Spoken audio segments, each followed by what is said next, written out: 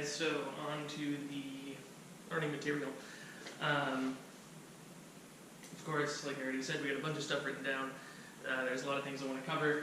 I'm going to try and approach this in a way similar to class, where we'll start with the simple stuff that you need to know first and kind of build off of that from there. So the first thing I want to talk about is footwork. Okay. Now, solo footwork practice is, we've talked about this a little bit before, it can be difficult because, like, if you want to get good footwork practice, it's usually easiest to have someone like cue you on random steps, when you try and do those, kind of like we've done in class before. If you have a roommate, maybe you can write down the names of some of these terms and have them in a, like a hat or something, and they, draw cards or whatever. But anyways, I also hope this will be useful for some of you who just kind of started class before this pandemic hit, so you can kind of take down some of these terms and start at least to commit them to memory. So I'll start with the usual spiel I give in class. So for those of you who don't know, and maybe if I end up posting this public if other HEMA people watch, we focus primarily on Fiore's manuscript. All right. Now, me personally, I don't necessarily take a purist approach to this, and so kind of what that means is that there are times where Fiore is sort of unclear on things. For example, like the turns of the sword being a famous point of contention. Instead of just kind of leaving those out of the practice, I try to fill in sort of some information from auxiliary sources. So I do a little bit of frog DNA, trying to keep it as close as I can, but usually, especially when it comes to more detailed tactical considerations and some other things like footwork, I typically draw a lot from the Balinese sources to kind of help round everything out and make the material a little bit more accessible. I'm not saying it's the right way to do things, it's the way I do things. So if you're watching this and you have, you've seen Fiore before, and you're like, it looks a little different, well, that's why. So, enough of that. So the way our interpretation goes, Fiore, of course, has his 3 turns and his 4 ways of stepping. So, first things first, the turns are important, and I really feel like they're sometimes sort of overlooked in terms of their importance, because, at least the way I see things, the turns are obviously used to shift your weight and also change the side of your body you're fighting on. Every step begins with some kind of shifting of the weight, and I feel that especially internalizing the rotational aspect of these turns, because that's what they are turns, is important for helping yourself sort of internalize the natural feeling of the footwork as you shift your weight and go in different directions. Especially because I like to emphasize very much that, at least in the longsword setting, we try very hard, or at least the way I teach, we try very hard not to go directly into the opponent, right? We always try to go off to the side, because especially with the two-handed weapon, going straight in makes us very easily exposed, and so to help close lines of potential attack, we use footwork to sort of help with that. All right. Now let me just get this stuff out of my pockets here. Like I said, this is going to be very rough and unscripted. So, first things first, so our 3 turns.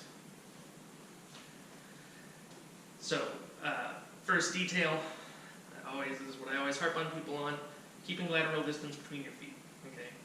This is important not just for the turns, but also it just makes all the longsword footwork flow much more easily. That's all I'll say for now. So again, sort of instead of being in a stance with your heels in line, sort of closer to a more early modern or modern fencing stance, we want to keep some amount of distance between our heels, so that a line can be drawn between our feet without touching both of them. All right. So we're in our typical longsword stance, right? Weight mostly front weighted, all right? My rear heel is lifted up, right? This leg is mostly empty, right? So I can pick it up at a moment's notice if I need to, right? And so our first maneuver is going to be our volta stabile, okay? So we're going to take my weight, I'm going to shift it back over my back leg with a rotation of the hips, right? So I'm going to rotate my feet like so, right? So I'm essentially in a longsword stance with the right foot forward, pointing about 120 to 130 degrees off of my original line. All right. So Fiore says that with this turn of the feet, we can fight forward or backward on the same side of the body. In this case, I'm fighting on the right side of my body here. That's where my hips are oriented. That's where they're open to. All right. Common mistakes usually include just shifting the weight back. All right. We want to, again, like I said before, internalize the rotational aspect of this turn to aid in creating the proper muscle memory for weight shifting in future footwork. And also sort of get the idea early on that being able to open our hips in different directions is going to be important for practicing advanced positions if we need to fight on the opposite side of our bodies or use things like discordant movement that I will be talking about in a different video. Right? So if the camera is my opponent, right, I can stay looking at the opponent and shift my weight back.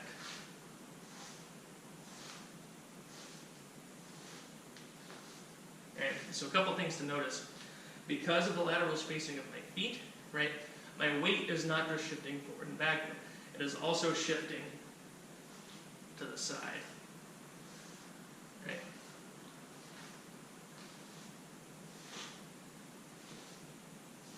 Right? This is also important because if I need to keep moving in a direction, right, this weight shift will help a little bit with the momentum transfer to go to the other side.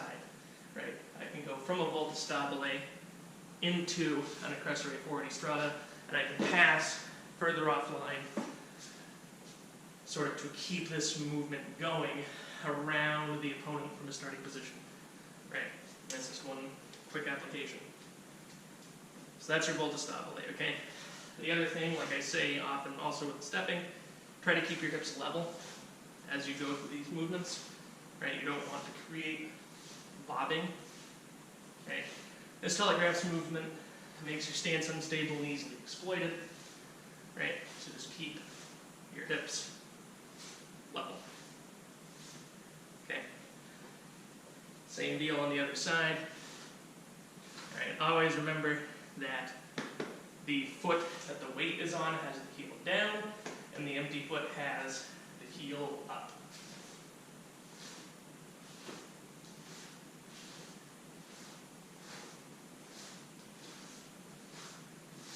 Okay? Alright, so that's your volta stabile. Your mezzovolta. Alright. Sorry.